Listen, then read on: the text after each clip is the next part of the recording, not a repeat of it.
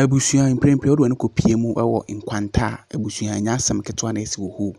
There is a chieftaincy conflict paa kyerɛ sɛ ahemfo abien wɔ hɔ na abusua wɔko asase ho gidigidi koraa ma abusua over the week no sogyafoɔ ne polisifoɔ abusua bɛgu kuro no mu no ɛnyɛ asɛm ketewa.Asukuufoɔ ntumi nkɔ sukuu, adwumayɛfoɔ ntumi nkɔ adwuma, abusua ɛnyɛ easy koraa. Ɛno nti no Ghana policefoɔ ɛde update on this Nkwanta issue no aba. Wɔn kyerɛ mu a nipa 50 koraa no wɔyɛ suspect abusua. Wɔn akyere bi koraa kɔ prison. Yɛntie ɛyɛ police ni yɛn mu asɛm na wɔn nso kyerɛ wɔn adwene. 3 October, this current one has been going on. There's been curfew in, and the curfew has come down. So, starting from 13th, the current one, someone will ask, what is the reason for the conflict? It is basically ownership of land in Nkwanta. There are 3 different feuding groups, the Achode, Chala, and then the Adele. All of them are claiming ownership of Nkwanta. All the 3 groups also have their traditional capitals. The Adeles have it in Tutukpene, the Chala Odome, and then the Achode is a Shiari. But they all claim ownership of Nkwanta. So if one group wants to do something in Nkwanta like a festival, the other group feels that it is using that festival to claim ownership of the town, and that creates security problems for us. So on that note, let me move to the current one. On 13th of January 2025, a group of Muslims went to the cemetery to bury a departed colleague. Whilst at the cemetery, gunshots were fired. No one was injured. No one suffered casualty. But it started raising tension in town. On 14th January 2025, the day after, shooting were recorded. Then we got to know that on the 13th night, some houses, gunshots were fired there. We went round and then realized that some people were injured. On 15th January 2025, unknown gunmen attacked 5 houses at Tiobodom, and one Naomi Foliga was shot. She's currently on admission receiving treatment. 3 houses were also burnt. MUSEC in Nkwanta met and decided to meet all the parties and then advise them to use dialogue to resolve their grievances. However, on that same night, the firing started again. That is the 16th. Around 5 p.m., armed men attacked Tiobodom again. Tiobodom is located below the hill. So Shiari is on top, Tiobodom is down. So the assailants, we believe, are from Shiari, will descend the hill and then attack the Tiobodom community. 3 houses were burnt, 3 persons were killed. Police and military reinforcements were deployed to Nkwanta to maintain the peace during that night. Now on the 17th, more police and military reinforcements arrived in Nkwanta. So the situation was calm. No gunshots were heard. But we went round and realized that 2 other persons had been shot, bringing the total number to 5. And the injured, 10 persons had been injured. As at yesterday, we had no gunshots, but we realized that 1 person was also shot in his room during the 16th. So bringing the total number to 6 persons killed, 10 persons injured, 12 houses and 1 shop set ablaze. On 18th January, the military and police conducted cordon and search in selected houses based on intelligence from the NIB. In all, 10 suspects were arrested with 2 pump-action guns, 2 single-barrel guns, and 131 cartridges were retrieved. On 20th January 2025, 7 of the suspects were remanded into prison custody by the Dambai Circuit Court. 3 of the suspects are on admission at the hospital with various ailments. One has a collarbone injury, the other one is in intensive care unit, and another one is also receiving treatment. When they recover, they will also be put before court. Just this morning, the military and the police again went to Shiari based on intelligence, and they've arrested quite a number of people, about 50 of them. We are here to screen them and prefer the appropriate charges against them, those found culpable. So as at now, security-wise, the town is calm, the surrounding villages are also calm. But we are still maintaining our presence because it is an uneasy calm. It can degenerate at any time. But the operation to Shari today, I am happy because it has sent the right signal to them that nobody can escape the full force of the security services. So that wherever you are and you think we cannot get you, we can come after you. So this morning's exercise has sent the right signal to those who are bent on fomenting trouble. And we are grateful to the National Security Coordinator and his team for bringing men to assist us in the region. I want to say that just in these couple of weeks, chieftaincy and land issues have given us a lot of troubles. And the security on individual basis will not be able to control it. And so for this particular era, we are looking for some specialized form of cooperation between the various security agencies. We must work and not discriminate in every respect of our work. Because if you want to do that, we will not be able to go anywhere. Now, I am looking more to see proactiveness in the way in which we fight this sort of disputes. I wouldn't call this one dispute because it is outright crime.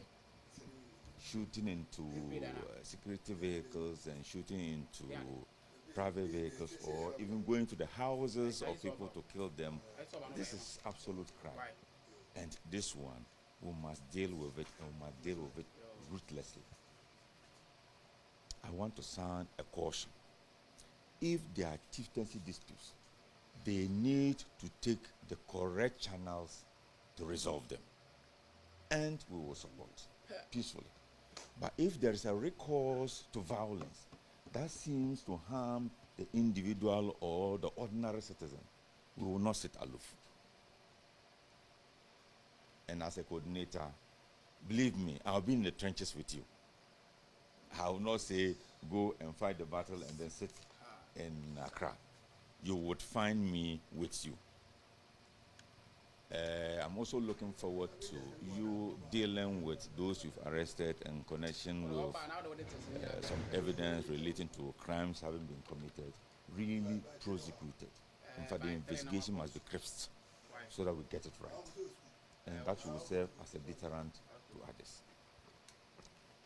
My brother General, I think the mere fact that they were on the hills and then firing back at our people means that we must go after them.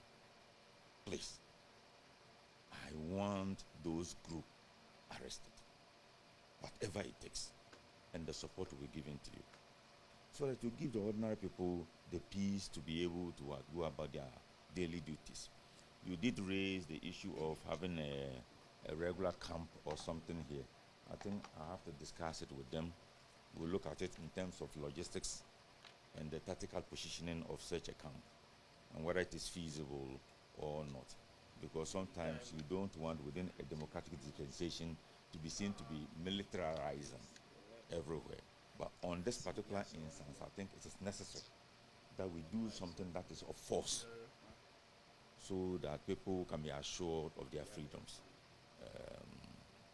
to go about their duties freely. I also want to assure you that he was talking about the difficulties of the assembly being able to foot the bill of containing the troops here. The national security intends to absorb that expenditure. But when it comes to the previous one in which you have incurred debts, I think we would look into it. So rather for now, deal with the troop that has been deployed currently that 100% we would foot the bill. I do not know whether we have a hospital close by, so that some arrangement can be made for the upkeep of our troops in terms of their health and whatever it takes. I don't know the rotation system you have in place to be able to rotate them, to refresh them. I don't want us to keep them here too long, because then the zeal and then the enthusiasm dies. Let's have a system where we rotate them frequently to enable them to work. Aside that, I want to assure you, I'm with you, 100%. And this thing must stop. We have it all over the place. This will be a test case and an experiment. If it works, we are going to replicate this model in other places where we have similar conflicts and characteristics that has elements of crime imbibed in them. With that, I say, I thank you very much on behalf of the President. You are doing a good job. I think it was within 3 days you achieved this. I remember calling you on phone and you were ready to just hit the ground running. My brother was always on the line and then communicating with me. This is the collaboration we are looking for. We are just one group of people, you know. So today when I was coming, I was torn between wearing the police uniform, wearing a civil one. So I took in between to express a neutral position. And my doors are always open. Whilst we are fighting this crime, no matter how hard we want to hit those criminal elements, I want to urge you not to indulge in acts that would in turn infringe upon the freedoms of ordinary people who are not involved in this casualty. Some degree. You're still recording me, auntie? Some degree of, I wouldn't call it collateral damage. Mistakes may happen, but we should keep it on the minimum as much as we can. But when it comes to those firing on us, I do not want them killed though. I want them arrested, because I do believe that we have the capability and power that goes beyond theirs. Arrest them and let them face the full rigors of the law. With that, I thank you very much. And then we will have an off-camera discussions and see the way forward. I thank you. And the assembly is really indebted because of the security issue. Even they send out to a court, and the assembly is going to court for non-payment of the debt that may accrue since 2022 up to date.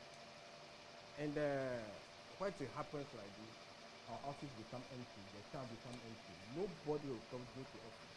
In our educational center, when I educated, all schools are being closed, and all teachers, even the director of education came to me yesterday. We complained bitterly of the gap now we are having now, because all of them will be writing to say BC, and the others are attending school. They are there, but here in Nkwanta, our children are in the house now. Revenue coming to the assembly is very, very, very, very low.